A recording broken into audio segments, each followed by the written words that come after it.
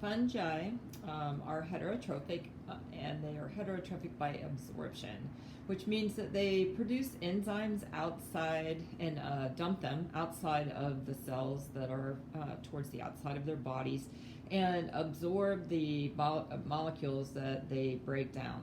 So, in other words, if they, most of them are decomposers.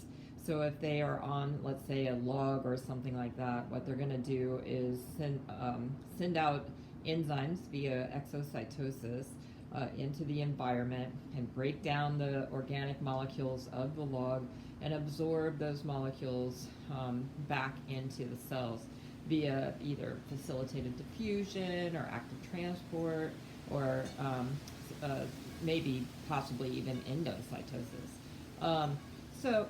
But most likely not, because most of them have cell walls. Their cell walls are made of chitin, which is slightly different than cellulose.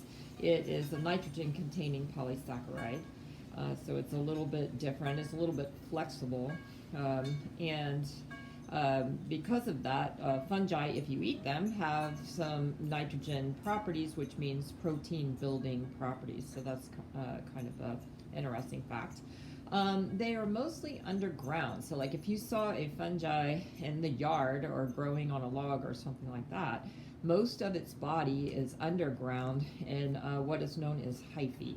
And hyphae is just like the cell extensions, and we're going to talk more about like what that looks like in a second. And they are going throughout the ground, and a mass of them is called mycelium. So in other words, if there was a mass, say, around the bottom of the log or something like that in the ground, it would be called mycelium. All right, so there's over 100,000 species that have been identified. Probably there are even more than that. And most of them are multicellular. There's a few that are unicellular. Molds and yeast are an example. And some of the fungi also have a symbiotic relationship, and that it's mostly with plants. And if they do that, they have what is called a haustoria, which is it will penetrate the host. It's kind of like a pointy end to it, and it will go into the host, and that would make it either lives inside or outside of a plant, and it's usually roots, of course, and so that would make it either endo or ectomycorrhizae.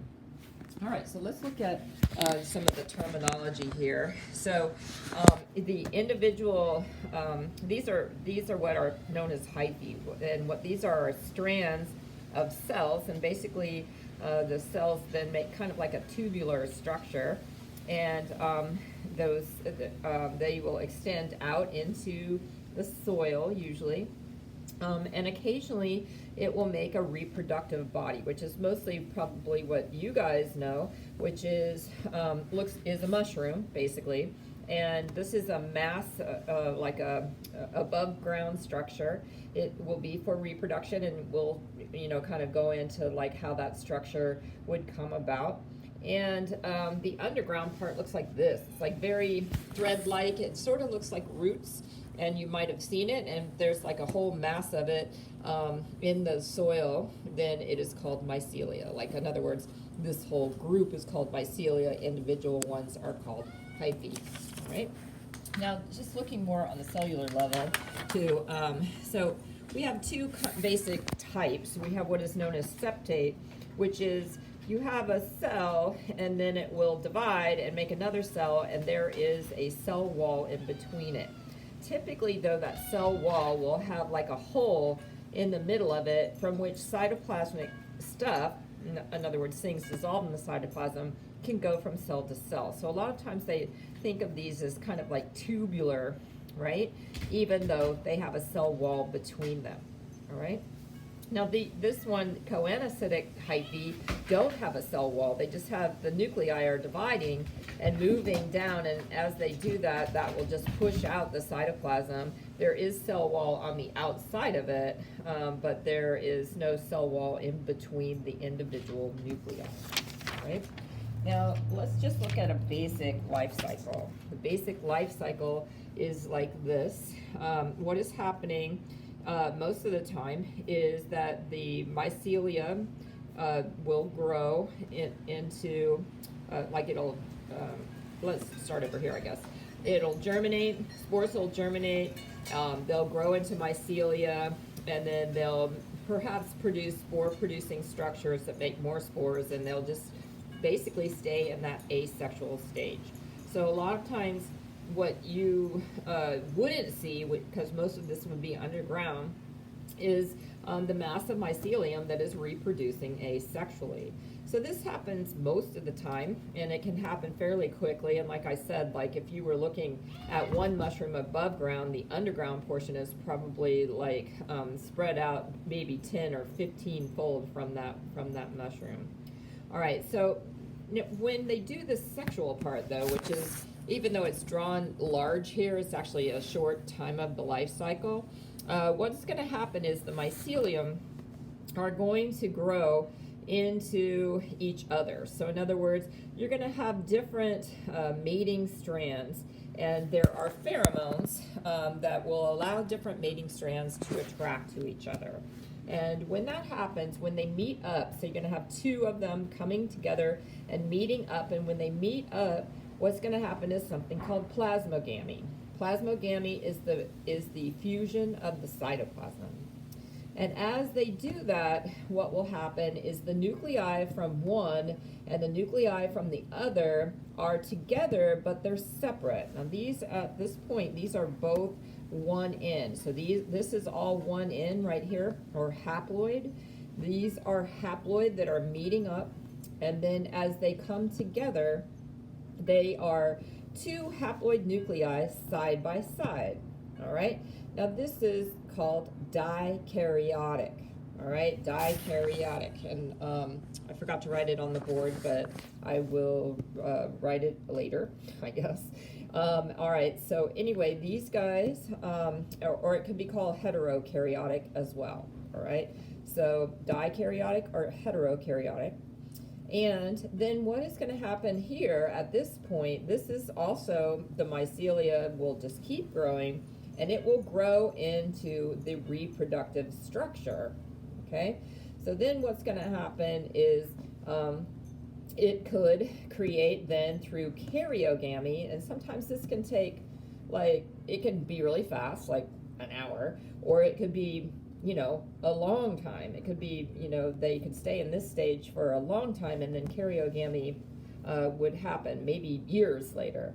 All right, so karyogamy is the fusion of those two dikaryotic nuclei. So in other words, the two mating types that came together, they are now going to fuse, and that will then create a zygote that can undergo meiosis and produce spores that are haploid again, that can grow on the ground and either stay in the asexual stage, or again at some point meet up with another mating type and do this part again. All right, so this part, this dikaryotic part, is the, usually, like if you see a mushroom or something like that, this is the state that it's in, and only parts of its body are gonna do this. All right, so we'll talk more about that in, as we go through the different life cycles for each one of these, each one of the groups, all right? So just for example, molds and yeast are mostly asexually produced, and a lot of them are unicellular, all right? So in other words, they don't have multicellular bodies. So these guys are a little bit unusual, and if they don't have a known sexual stage, which some of them don't, they are called deuteromycetes, all right? So deuteromycetes is kind of a generalized name for anything that doesn't have a sexual stage, but mostly we're talking molds or yeast that would be that. All right, so let's just talk a little bit about the evolution of fungi. First of all, fungi used to be thought to be very closely related to plants. And in fact, in a lot of plant books, they would have fungi as a section because they grow and look kind of like a fungi. And I'm sorry, kind of like a plant, which means like as it comes out of the ground, it will have a covering that's sort of like the sepals of a flower. And this we're talking about the reproductive structure here. And as it expands, that is, the mushroom expands above ground, then those sepals would fall off. So they're called something else, of course, than fungi. So they look very plant-like in that regard. However, if you look on the molecular level, they are more closely related to animals and choanoflagellates. So you might remember that we talked about choanoflagellates. They were a protist, and they are in the group of Piscicans, and so are animals. And so these guys are very closely related. Now this is a choanoflagellate, so let's just kind of look at it. A choanoflagellate, like, notice that first of all, it's marine usually, and it's attached to some kind of substrate with a stalk. And these are the individual choanoflagellate cells, and they make a colony. So these are considered unicellular, but they are a colony. So you might, when we start talking about animals, you're going to see that this looks a whole lot like the beginning or the early animal types, that is fungus. All right, so we're going to talk more about this later. However, these cells here are with the flagella and everything are thought to be like the early fungi, and fungi were thought to have lost their flagella. All right, so that they no longer none of the current fungi, or not many of the current fungi, have flagella. And most are multicellular, with that exception of molds and yeast, like we talked about a second ago. So being multicellular, of course, gives you advantages on land in particular when you're in competition with other organisms, when you have to be kind of large to make use of your environment and to sustain some of the things that are happening in terms of weather and that kind of thing, all right? So, and also the oldest known fossils are 460 million years old, but fungi don't fossilize very well because they're fairly soft tissue. So it could be that they just are not fossilized and that they might have come about even before that, maybe as much as 3 times earlier than that. And the plants and fungi, that is the mycorrhizae relationships, probably developed as plants and fungi both invaded land, because this was something that was an advantage to both of them. Now, just looking at the groups here, these are kind of a general, we're going to go through each one of these groups, but if you look at these groups, you have the common ancestor, and this is the loss of the flagella. So you can see that what they're saying is all of these groups have lost their flagella in the higher levels, all right? And these guys up here are the chytrids, which we're going to talk about. They're kind of unusual, and they're pretty different than the other fungi groups. And then these are the zygomycetes, and some of them are chytrids as well. This group would be a chytrid type. It has flagella. And then these are the glomeromycetes, ascomycetes, and basidiomycetes. So these are the higher level types of fungi. So we're going to go through each one of them. Now they all have a particular look to them. The chytrids, this is in your textbook, by the way. The chytrids, for example, have flagella, and they do have part of their body that don't have flagella, but they do have these motile spores, all right? And then you have the zygomycetes. This is the fruiting body, and that's very, like this zygosporangia is very unique to that group. You have the glomeromycetes. These are the mycorrhizae, in particular endomycorrhizae groups. And then, or they're called, they're also called arbuscular because they look kind of like little trees, arbor, like trees.